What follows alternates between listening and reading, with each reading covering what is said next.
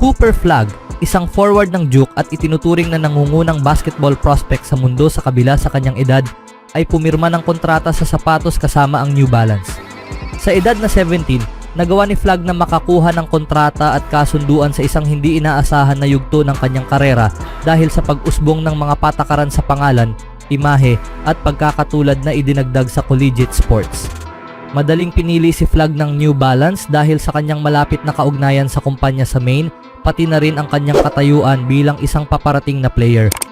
Matagal nang naging dominanting two-way force si Flagg sa prep circuit, kamakailan ay nag-average siya ng 16.5 points, 7.5 rebounds, 3.8 assists, 3.7 steals at 3.7 blocks bawat laro para sa Monteverde sa Florida. Nakamit din niya ang Gatorade National Player of the Year Award sa proseso. Si Flagg ngayon ay sumali sa lumalagong listahan ng mga atleta ng New Balance, kabilang sina Tyrese Maxey, Jamal Murray, Kawhi Leonard at iba pa. Ako ay lumaki na suot ang New Balance at pinahahalagahan ko ang kanilang tunay na koneksyon sa aking komunidad, sabi ni Flagg. Ang focus at paglago ng brand sa basketball at ang aming mga ibinahaging halaga at kasaysayan ang nagbigay ng interest sa akin.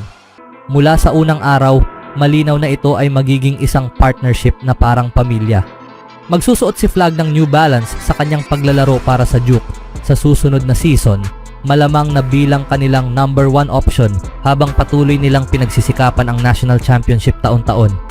Kahit na magkaroon ng isang karaniwang season si Flagg kasama ang Blue Devils, malamang na mapapanatili niya ang kanyang pagiging number 1 prospect dahil ang kanyang kakayahan bilang 6'9" sa magkabilang dulo ng court ay nakakapukaw ng interes ng mga NBA franchise. Anong masasabi niyo mga kaibigan sa batang ito? Sa ibang balita naman, ang pinakamalaking balita ng araw para sa Denver Nuggets ay ang pagkilala kay star player Nikola Jokic bilang pinakamataas na rated na player sa NBA 2K25. Ngunit habang lumilipas ang araw, ang pinag-uusapan ng lahat ay ang gulo sa jersey sa pagitan ng Nuggets guard na si Christian Braun at ng bagong teammate na si Russell Westbrook. Karaniwan kapag may NBA star na sumali sa bagong team, nakakakuha sila ng jersey number na gusto nila basta't hindi pa ito retirado o suot na ng isa pang veterano sa team.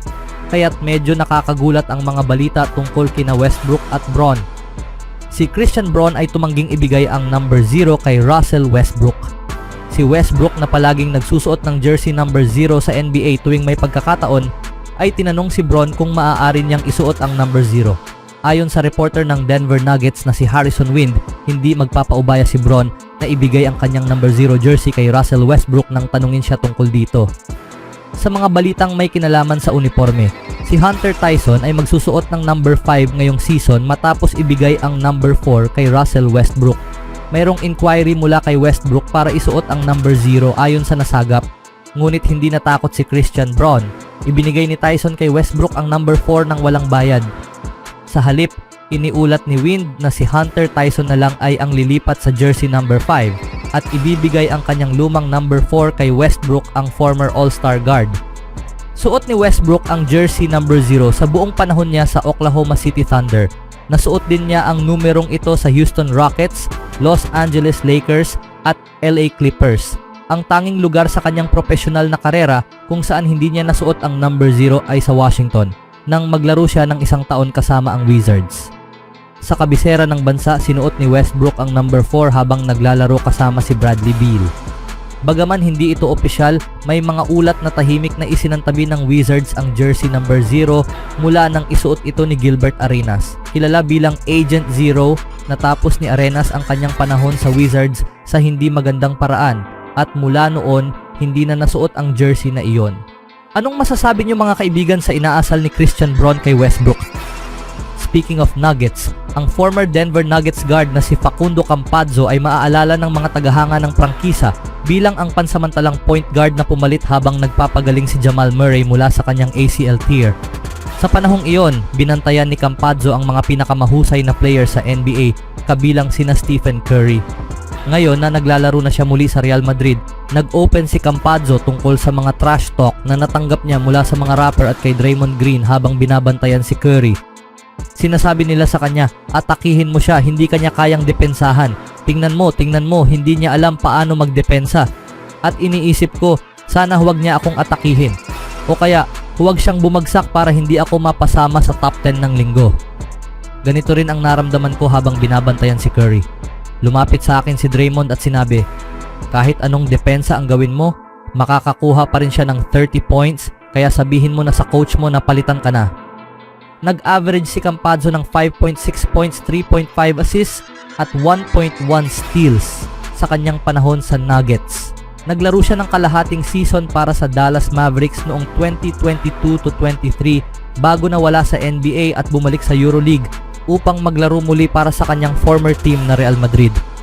Nakaharap ng Nuggets ang Golden State Warriors sa unang round ng 2022 playoffs kung saan si Campazzo ang may assignment na bantayan si Curry.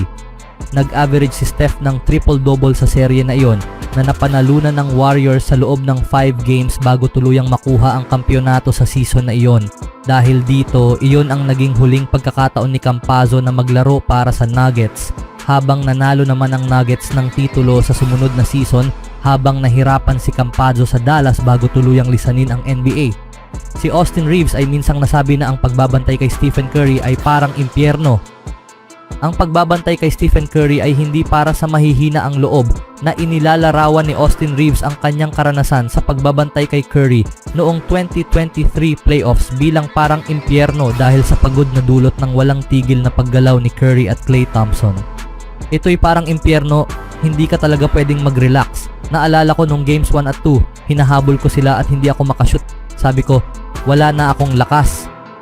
Si Mikal Bridges ay isa sa mga pinakamahusay na perimeter defender sa NBA, ngunit kahit siya ay nahihirapan kapag si Curry ang binabantayan, maging sa pag-score o sa paggawa ng tamang pasa.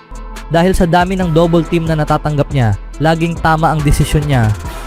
Hindi siya tumitigil, siya ang pinakakaibang player. Mas madaling maglaro on the ball sa kanya dahil bilang defender, karaniwan ay nakakapag-relax kapag off the ball. Pero bantayan mo siya, parang 24 shot clock na trabaho.